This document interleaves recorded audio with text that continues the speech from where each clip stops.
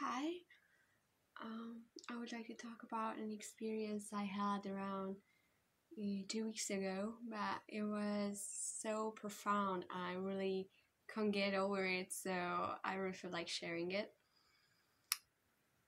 It's been for a few days that I was around people and I couldn't really have that much silent time with Jesus. And and that it started to bother me, like, just leave me alone. I want to be with Jesus. And at night I just felt like listening to like at least one worship song and get my mind cleared. And that's when an old song came into my mind from a film from my childhood. It's a pop hit, and I really felt like Jesus was telling me, "Are you sure you want to make this happen?" When I searched the song and I was about to click on it, because it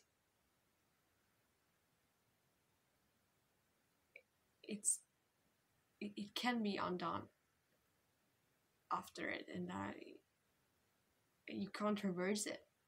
And I was like, oh, okay, it's a pop hit, yeah. okay, I'm in. And I started to listen to it, and it captivated me so much. Like I couldn't help listening to it over and over again for hours. And I really felt like, yeah, I really felt like God was taking over my whole body and breathing, and I couldn't even move.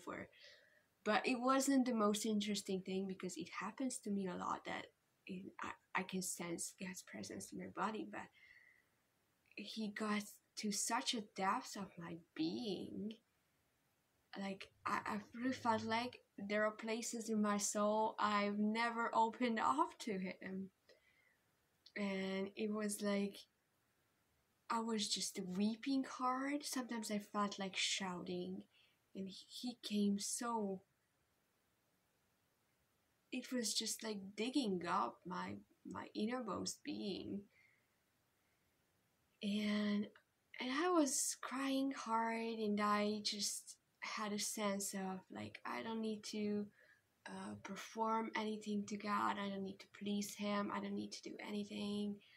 And He just likes me the way I am, because I really have a strong obsession with this bridal thing. Like I'm Jesus' bride, and it's so true. It's the deepest revelation, I think, uh, in the God-man relationship. This bridal union, but sometimes there was some kind of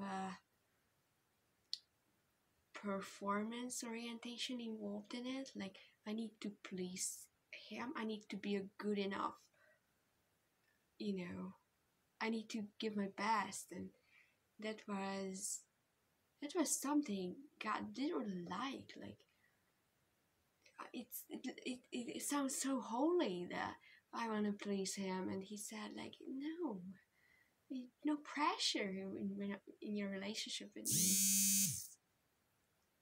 And that's when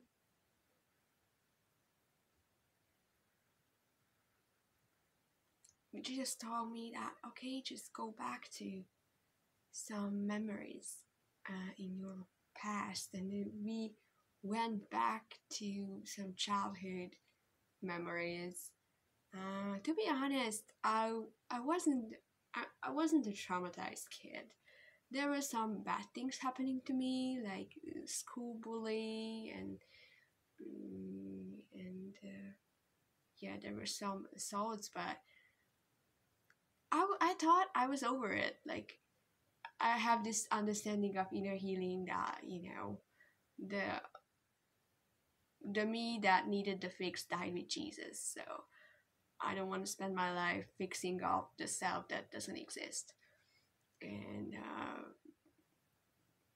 spending my life in vain on on a work that's been done on the cross, you know.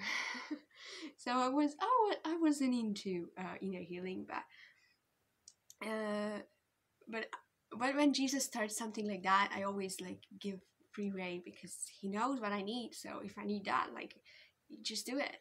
And we went back to memories and we relived them, like they happened in a different way. It's like science fiction, going back to the past and changing the present. It was like that. And so yeah, we just went back to scenes and assaults, and they happened differently. Even if the same assault happened, I didn't feel fear or rejection or self-hatred or shame. I was just skipping and dancing, and I was invincible, mm, no matter what happened to me. And sometimes the very event happened differently this time, and it was amazing. And I was crying so hard, I was weeping, and there were so many lies removed from my head. The, these events predicted the way I thought about my personality. And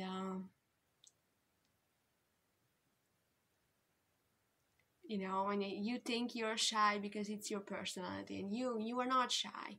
You just simply thought that you're not supposed to speak up by a simple assault at school, and only Jesus can like roll up these things. um so yeah, always amazing. And we went to a lot of stories, and I came to realize that so many things I think about myself is not true at all. It's not my personality. It's just the thing that I adopted as a survival mechanism. And yeah, it was such a liberating